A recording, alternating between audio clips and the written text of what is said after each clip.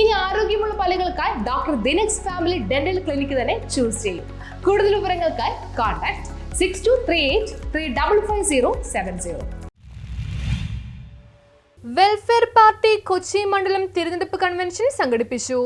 ബീഹാറിലും രാജസ്ഥാനിലും മറ്റ് സംസ്ഥാനങ്ങളിലും ഭരണത്തിൽ പങ്കാളിയാകാൻ മതേതരത്വ പാർട്ടികളെ കൂട്ടുപിടിച്ച് BJP നടപ്പിലാക്കിയ സ്ട്രാറ്റജി കേരളത്തിലും നടപ്പിലാക്കുമ്പോൾ കേരളത്തിലെ CPM മൂന്നാം ഭരണത്തിന് വേണ്ടി BJP സ്ട്രാറ്റജിക്ക് വിധേയമാകുന്ന അവസ്ഥയാണ് നിലവിലുള്ളത്.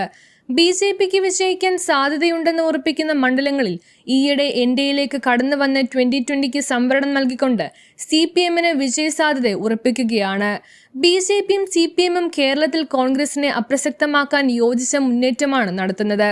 വെൽഫെയർ പാർട്ടി കൊച്ചി മണ്ഡലം തിരഞ്ഞെടുപ്പ് കൺവെൻഷൻ ഉദ്ഘാടനം ചെയ്തുകൊണ്ട് വെൽഫെയർ പാർട്ടി എറണാകുളം ജില്ലാ ജനറൽ സെക്രട്ടറി സദ്ഗത് ഏജ് വ്യക്തമാക്കി.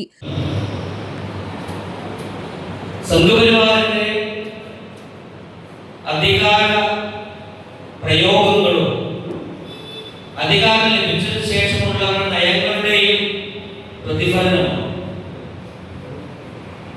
1947 സ്വാതന്ത്ര്യം ലഭിക്കുന്നു. ശേഷം 2026 വരെയുള്ള കാലഘട്ടം എടുക്കുമ്പോൾ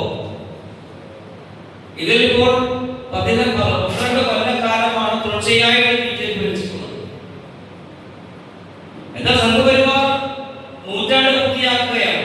രൂപീകരിച്ച RSS എന്ന് പറയുന്ന വിഘടനവാദത്തിന്റെയും തീവ്രവാദത്തിന്റെയും മൂലകാരണമായിട്ടുള്ള പ്രത്യയശാസ്ത്രം കരുതുന്ന RSS രൂപീകരണമായിട്ട് 100 കൊല്ലമാവുകയാണ്. ഈ 100 കൊല്ലം എത്തുമ്പോൾ തുടർച്ചയായിട്ട് ഇന്ത്യ മഹാരാജ്യം ഭരിക്കുവാനുള്ള സാഹചര്യം മനഃപൂർവ്വമായിട്ടാണ് ഉണ്ടാക്കിയിട്ടുണ്ട്. അത് എങ്ങനെയാണ് എന്ന് നമ്മൾ പരിശോധിക്കുമ്പോൾ ആ ഒരു അവസ്ഥ കേരളത്തിലേക്ക് കൂടി വരാനുള്ള സാഹചര്യമാണ് ഏതോ തിരിച്ചറിവ് നമുക്ക് ഉണ്ടാക്കേണ്ടതുണ്ട്. ഏറ്റവും അവസാന ഉദാഹരണം പറയുമ്പോൾ ബീഹാർ നിയമസഭാ തെരഞ്ഞെടുപ്പിൽ അവിടെ RJDയും കോൺഗ്രസും ഇടതുപക്ഷ പാർട്ടികളും മുസ്ലിം വർഗീയത തലങ്ങും വിലങ്ങും പറയുന്ന വെള്ളാപ്പള്ളിയെ കൂട്ടുപിടിച്ച് ഈഴവ വോട്ട് കരസ്ഥമാക്കാൻ ലക്ഷ്യമിടുകയാണ്.